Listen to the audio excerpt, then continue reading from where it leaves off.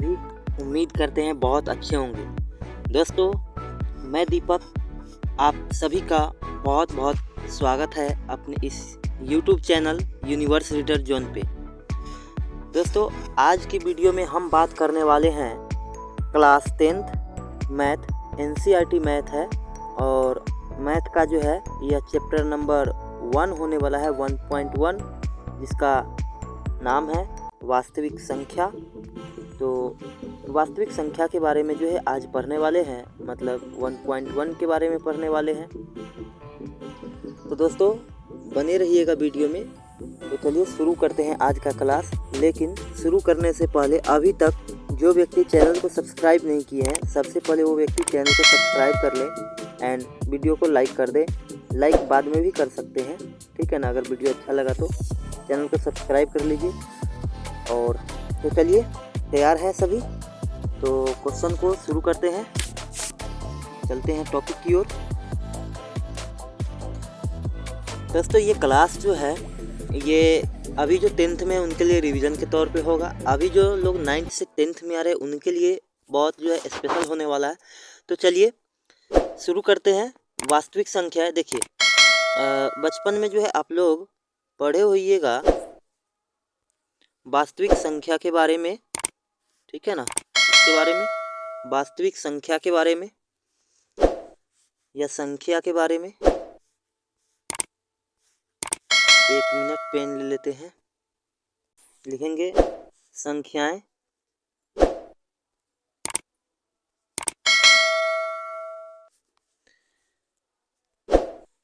संख्या कितने होते हैं? तो 2 होते हैं, ठीक है ना। कितने होते हैं?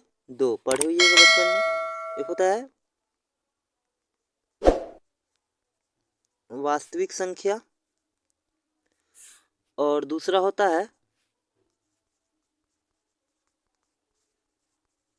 काल्पनिक संख्या, ठीक है ना। अब देखिए, काल्पनिक संख्या क्या होता है। तो काल्पनिक संख्या जो होता है, जैसे x हो गया, y हो गया, है ना। y equal to plus minus √3।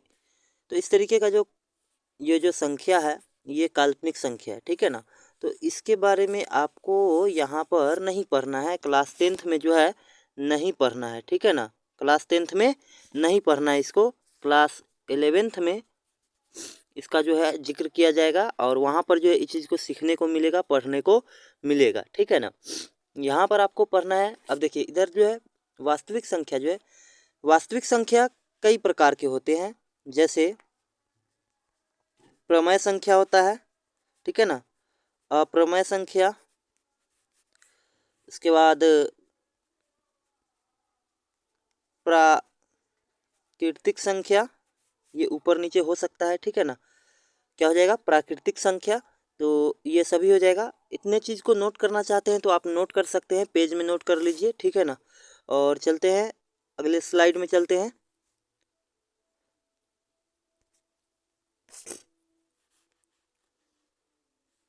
तो क्या था? प्राकृतिक संख्या ना। प्राकृतिक संख्या के बाद हो जाएगा पूर्ण संख्या। पूर्ण संख्या के बाद हो जाएगा पूर्णांक। तो ये सभी चीज़ें हो जाएंगी, ठीक है ना। अब चलिए थोड़ा सा अभी इन सभी चीज़ों को बारे में जानते हैं, क्योंकि ये चीज़ यहाँ पे आपको जानना नहीं, ये बहुत पहले ही आप लोगों ने पढ़ चुके हैं इसके विषय में, क्लास 6-7 में ही। पूर्ण संख्या, प्राकृतिक संख्या, ठीक है ना। तो यहाँ पर जो है ज़्यादा नहीं बात करते हुए बस थोड़ा सा जो है एक लाइन में जो है रिवीजन करेंगे उसको, ठीक है ना। होता क्या है ये? तो जैसे देखिए, प्राकृतिक संख्या किसको बोलते हैं? तो प्राकृतिक संख्या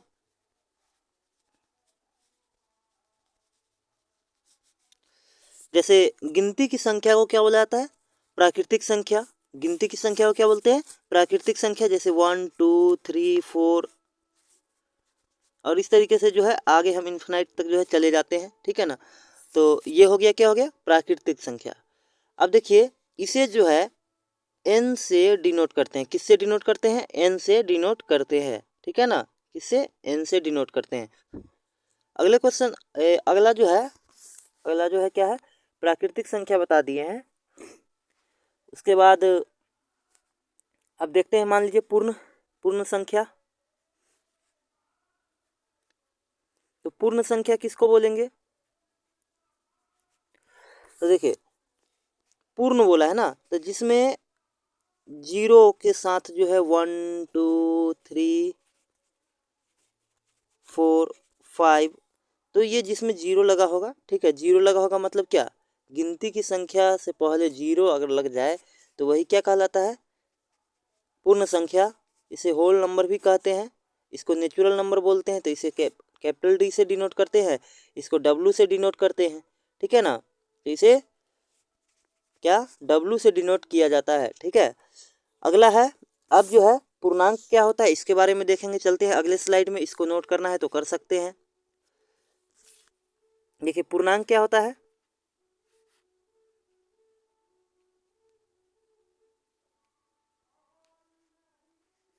एक मिनट रुक जाइए।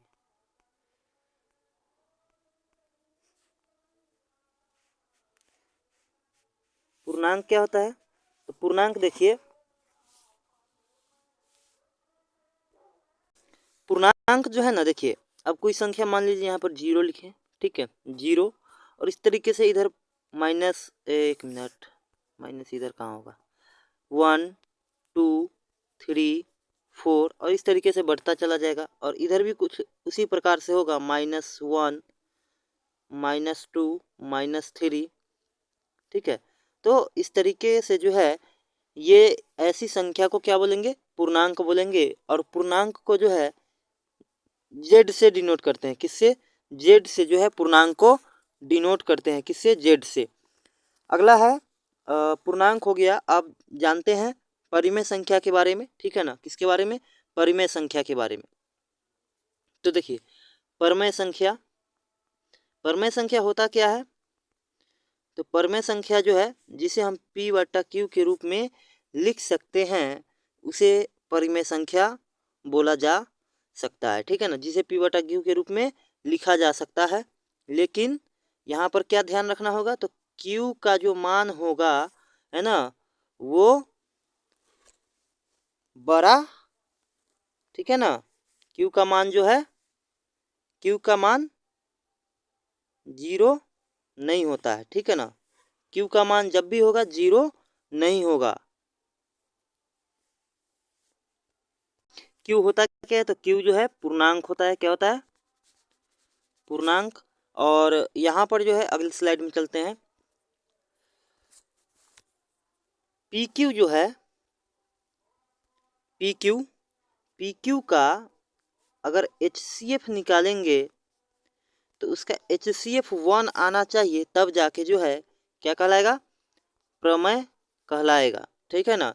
जैसे देखिए प्रमेय में जो है 1/2 प्रमेय हो जाएगा, 1/3 हो जाएगा, और ये 1 अगर जीरो लिखते हैं तो ये नहीं हो पाएगा, ठीक है।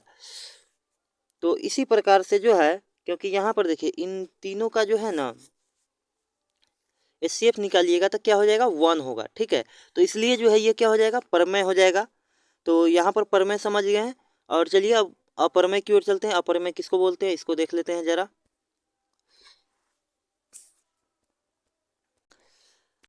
देखिए अपरिमेय किसको कहा जाता है? तो कहा जाता है कि सभी अभाज्य संख्या। अब अभाज्य संख्या क्या होता है? तो अभाज्य संख्या, देखिए अभाज्य संख्या किसको बोलते हैं? जो खुद के अलावा बाकी किसी अंक से जो है नहीं कटता है, उसे अभाज्य बोलते हैं। जैसे 2 हो गया, 3 हो गया, 5 हो गया, और 7 हो गया। तो इस तरीके का संख्या है, इसके ऊपर मान लीजिए लगा दिए रूट, इसके ऊपर भी रूट, इसके ऊपर भी रूट, तो ये सभी क्या हो जाएगा? ये सभी जो है क्या हो जाएंगे? अपरिमेय संख्या हो जाएगा, अप्रमेय संख्या हो जाएगा, ठीक है ना। क्या हो जाएगा? अपरिमेय संख्या। तो चलिए अब चलते हैं एक जो इसका मेन पॉइंट है यूक्लिड विभाजन प्रमेय, उसको देखने का प्रयास करते हैं। यूक्लिड विभाजन प्रमेय है क्या? तो ये चीज़ समझ गए, ये तो बेसिक था। इतना चीज़ का जो है जानकारी होना चाहिए, उसके बाद जो है हम आगे चलेंगे। अब जो यहाँ पर जो मेन चीज़ है वो है यूक्लिड विभाजन प्रमेय, तो उसको देख लेते हैं। क्या अगले स्लाइड में चलते हैं। यूक्लिड विभाजन प्रमेय है क्या?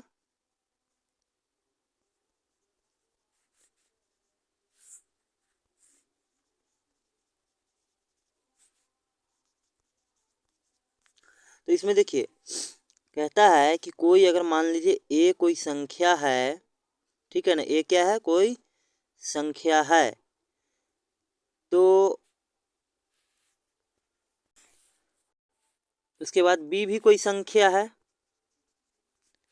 ए और बी कोई संख्या है, ठीक है ना। तो यहाँ पर देखिए ए जो संख्या होगा, है ना, जिसको हम ए मानेंगे उसका मान जो है क्या होना चाहिए, बी से बड़ा होना चाहिए, ए का मान बी से ज़्यादा होना चाहिए, ठीक है। तो यहाँ पर देखिए जहाँ लिखेंगे कि ए बराबर होगा, क्या होगा, ए बराबर बी क्यू प्लस आर, तो आर क्या होता है, शेषफल हो जाता है, और क्यू जो है भागफल हो जाएगा, ठीक है।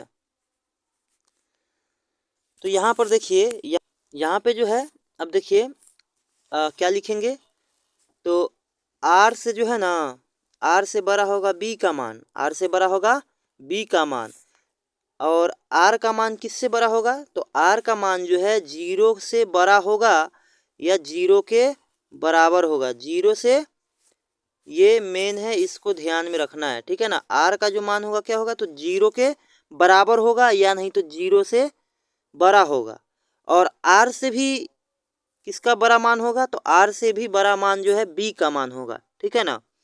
तो चलिए अगले स्लाइड में चलते हैं, इसको नोट कर लीजिए। तो जीरो से, तो जीरो से किसका मान बड़ा होगा, जीरो से लिख लेंगे, जीरो से जो है समझने के लिए लिख लीजिए आपको, क्योंकि वो भाषा मान लीजिए किसी को ना समझ में आए, तो जीरो से आर क्या होगा, बड़ा होगा या बराबर होगा, ठीक है ना, बड़ा या बराबर होगा। और क्या करना है, तो और जो है बी का मान जो है, बी का मान, बी का मान क्या होगा, तो आर से बड़ा होगा, ठीक है ना, आर से बड़ा होगा, तो ये चीज़ कह रहा है ये। तो यहाँ पर जो है अब देख लीजिए किस प्रकार से होता है, तो इस चीज़ का जो है यूज कैसे होता है, तो अतः एक एग्जाम्पल से समझाते हैं आपको।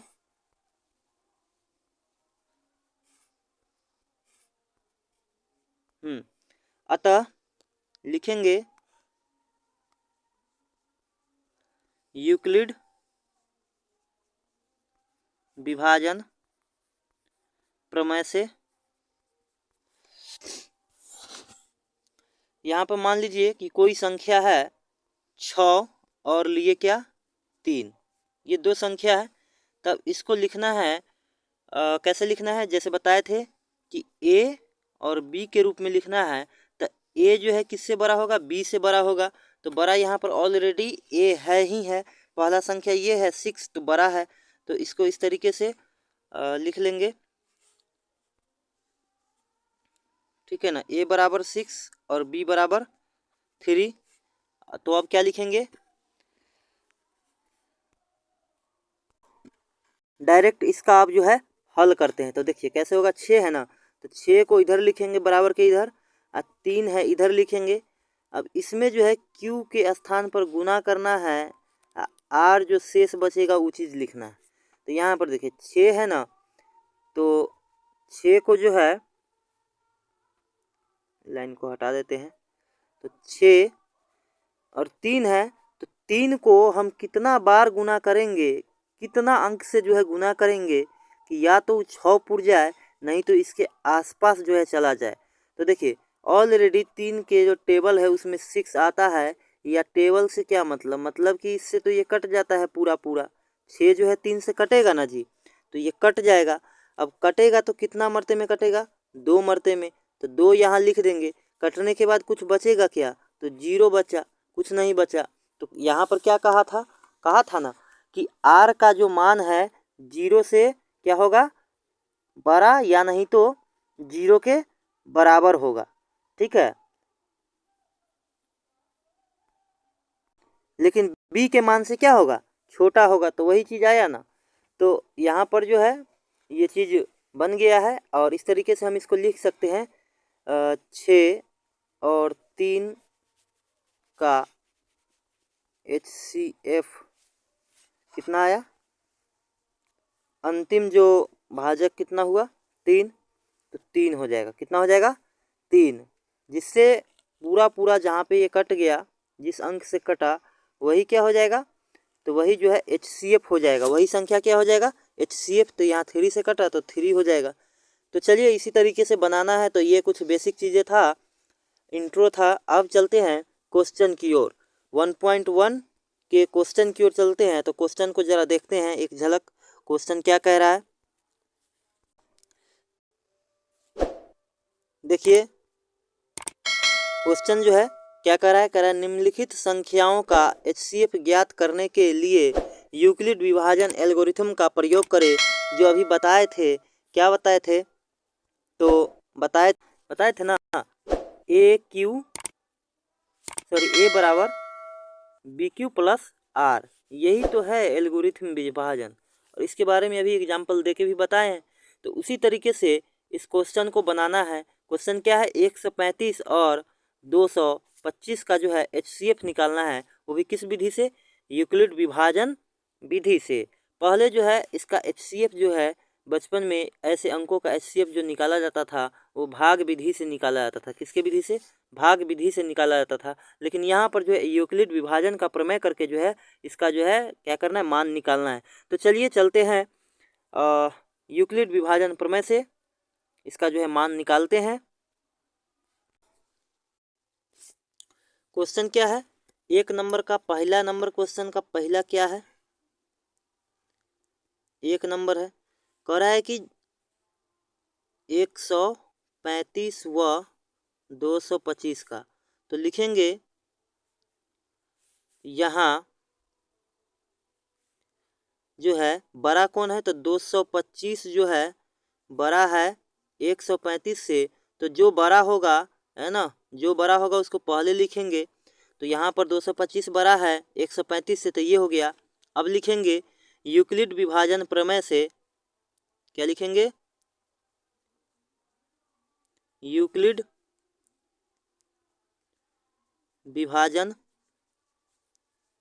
प्रमेय से। उसके बाद लिख देंगे इधर चरण 1 या स्टेप 1, इस तरीके से लिखेंगे। और 225 इसको भाग लगाएंगे 135 से, कितने मरते में लगेगा, तो एक ही मरते में लगेगा। कितना मरते में लगेगा, एक ही मरते में लगेगा, और शेष बचेगा 90। तो क्या ये बन गया, नहीं बना है। इसको तब तक काटेंगे या इसका मान जो है या तो 0 आ जाना चाहिए, है ना, या नहीं तो इससे कम होना चाहिए। किससे कम, 20 से। अब यहाँ पर ध्यान दीजिए कि अब जो है क्या होगा, तो अब जो है 30 125 वाले स्थान पे आएगा, 135 ना, सॉरी 135 यहाँ आ जाएगा, और 135 के स्थान पर आ जाएगा 90। अब इसको इस तरीके से लगाएंगे जैसे भाग वाली विधि में चेंज होता है। तो यहाँ पर जब भाग लगाएंगे तो कितना मर्ते में कटेगा, यहाँ भी एक मर्ते में लगेगा, लेकिन बच जाएगा शेष कितना, 45। इतना बच गया ना।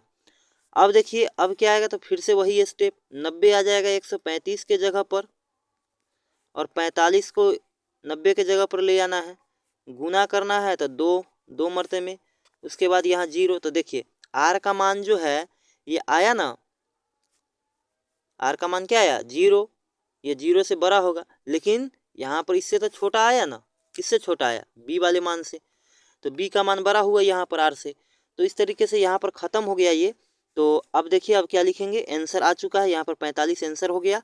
लेकिन इसको थोड़ा अच्छे ढंग से लिखना है, तो कैसे लिखेंगे, लिखेंगे इसको अंतिम शेषफल, ठीक है ना। क्या लिखेंगे, एक मिनट, इसमें देखिए ये जो है इसमें आप एक चीज़ जोड़ लीजिएगा, ये चरण जो है सब में जुटेगा, चरण 2, चरण 3, ठीक है ना। हाँ, अगला है, क्या कह रहा है कि अब लिखना है ना हमें, क्या लिखना है, तो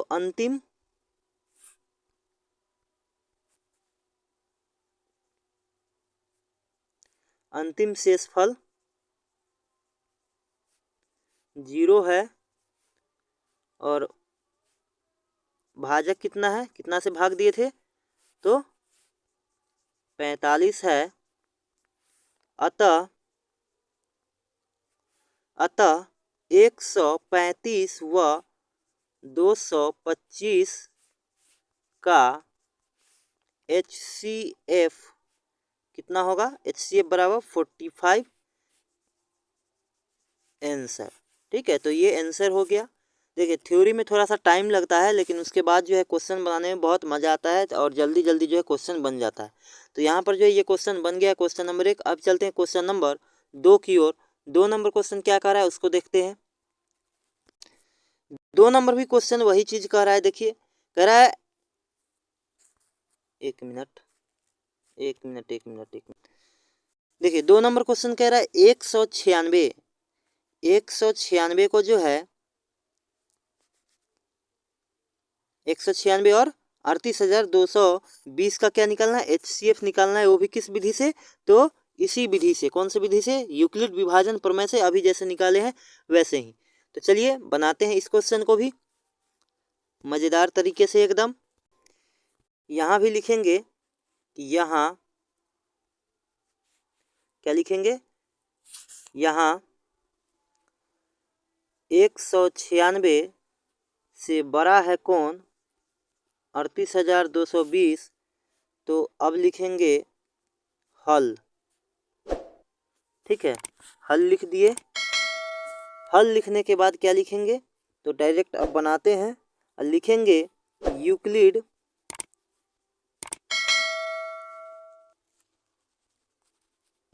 विभाजन प्रमेय से। लिखेंगे क्या, तो लिख देंगे, ये बड़ा है तो इसको बाहर लिखेंगे स्टेप 1 में, चरण 1 लिखेंगे। इसको क्या लिखेंगे, तो 38,220 को भाग देना है 196 से। तो इसको भाग दीजिएगा, कितने मर्तबे में लगेगा आप लोग भाग दीजिए। यहाँ भी सामने दे सकते हैं, ठीक है ना, सामने भी दे सकते हैं, कोई दिक्कत नहीं है।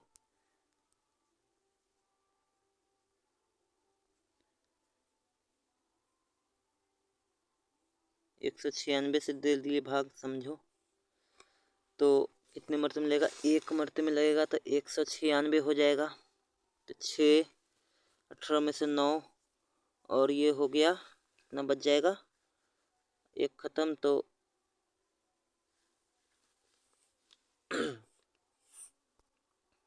देखिए इसको भाग देंगे तो 195 मर्तबे में जो है ये पूरा ये एक ही बार में कट जाएगा। चरण एक ही में जो है यह समाप्त हो जाएगा। ठीक है ना, एक ही चरण में ये ख़त्म हो जाएगा, पूरा कट जाएगा, जीरो आ जाएगा। तो यहाँ पर जो है अंतिम जो भाजक है वो क्या रहा, तो पहला ही जो है अंतिम इसका भाजक बन गया 196। तो इसलिए जो है लिखेंगे अंतिम शेष, क्या लिखेंगे, अंतिम शेषफल जीरो है। अगले स्लाइड में चलते हैं। और भाजक कितना है, तो 196 है। अतः लिखेंगे 196 व 38,220 का HCF बराबर कितना आया, तो 196 ही हो जाएगा इसका आंसर। ठीक है ना, तो ये 2 नंबर क्वेश्चन हो गया। अब चलते हैं क्वेश्चन नंबर 3 की ओर। क्वेश्चन नंबर 3 की ओर चलते हैं। 3 नंबर क्वेश्चन क्या कह रहा है, 3 नंबर क्वेश्चन देखिए क्या कह रहा है। 3 नंबर क्वेश्चन कह रहा है कि 867 और 255 का निकालना है। ठीक वैसे ही निकालना है जैसे अभी निकाले थे। तो चलिए निकालते हैं उसको भी। स्लाइड पे लिखेंगे 867 और कितना है 255। तो इसको भी जो है लिखेंगे यहाँ 867 बड़ा है किससे, 225 सॉरी 55 ना होगा, 255 से, 255 से। तो अब क्या लिखेंगे, हल लिखेंगे, ठीक है, और लिख देंगे यूक्लिड विभाजन प्रमेय से। क्या लिखेंगे, यूक्लिड विभाजन प्रमेय से। अब देखिए, तो यहाँ पर जो है उसी प्रकार से जो है लिखेंगे चरण 1 और ये 867 आ जाएगा बाहर और 255 इधर रहेगा। अब इसमें कितना से गुना करेंगे कि या तो ये पूरा कट जाए, नहीं तो इसके आसपास में जो है चला जाए। तो 255 को मान लीजिए अगर 2 बार गुना करते हैं तो 500, 500, 600, 610 हो जाएगा। नहीं तो एक बार और करेंगे तो उसके बाद जो है 600, 700, 800, हाँ। तो यहाँ पर जब करते हैं इसको 3 बार गुना, ठीक है ना, 3 बार करेंगे गुना तो क्या हो जाएगा, 15, 15 और हो जाएगा 16 और ये हो जाएगा 7, यानी 765 हो जाएगा। तो इसको 3 बार लगा दिए तो 765 इसमें से जाएगा तो बचेगा क्या, 102 जो है रेस्ट बच जाएगा, शेष बच जाएगा। अब 255 जो है, 255 जो है इसके जगह पे आ जाएगा, ठीक है ना, किसके जगह पे, 867 के जगह पे, और 255 के जगह पर 102 आ जाए। इसमें जब लगाएंगे तो कितना से लगाएंगे, 2 मरते में इजीली लगेगा। तो क्या हो जाएगा, 204 हो जाएगा ना। तो 204 उसके बाद शेष क्या बच जाएगा अपने पास, तो 51 बच जाएगा। क्या बच जाएगा, 51, 51 शेष बच जाएगा। 51 जब शेष बचेगा तो यहाँ पर लिखेंगे 102 और इस तरीके से 51 को 2 बार गुना करेंगे और 0 शेष प्राप्त हो जाएगा और ये कट जाएगा। यहाँ पर लिख लेंगे चरण 2 और चरण 3। तो ये हो गया ना। अब चलते हैं, अब इसका आंसर जो है लिख लेते हैं। आंसर मिल चुका है, कितना हो जाएगा, 51 हो जाएगा, ठीक है, 51 आंसर, 51, क्योंकि अंतिम जो भाजक है वो क्या रहा, 51 रहा। तो चलते हैं अगले स्लाइड में, लिखेंगे शेष जो है, क्या लिखेंगे, शेष, चूंकि अंतिम शेषफल 0 है और भाजक कितना है, तो भाजक कितना है, 51। तो ये तो पता चल गया। लिखेंगे अतः 867 और 255 का HCF कितना हो जाएगा, 51। तो इस तरीके से जो है ये पहला क्वेश्चन जो है सॉल्व हो गया, है ना। इसी तरीके से बनेगा। देखिए वीडियो थोड़ा लंबा हो जाएगा, तो इसको जो है यहीं पर रहने देते हैं। क्वेश्चन नंबर 2, 3 या फिर इससे आगे जो है बाकी के क्लास में कराएंगे, क्योंकि इसमें ज़्यादा टाइम लगा इस वजह से एक क्वेश्चन बना है, एक ही क्वेश्चन बन पाया है इस वजह से, क्योंकि ये थ्योरी भी थोड़ा सा बताना पड़ा है। चैप्टर को शुरू किए हैं तो किसी भी चैप्टर को शुरू करते हैं तो उसमें थोड़ा सा टाइम लग जाता है। तो ये शुरू हो गया है, बाकी अब जो है एक ही क्लास में जो है अगला क्वेश्चन जो है वो बाकी जो है ख़त्म हो जाएगा, ठीक है ना। तो वीडियो अगर अच्छा लगा होगा तो लाइक कर दीजिएगा, नहीं लगा होगा तो डिसलाइक भी कर दीजिएगा, कोई दिक्कत नहीं है। जो व्यक्ति चैनल को सब्सक्राइब नहीं किए होंगे कृपया करके चैनल को सब्सक्राइब कर लेंगे, ताकि इस तरीके का वीडियो जो है उन तक मिलता रहे, है ना। जो अभी क्लास 10th में उनको ये वीडियो शेयर भी कर सकते हैं।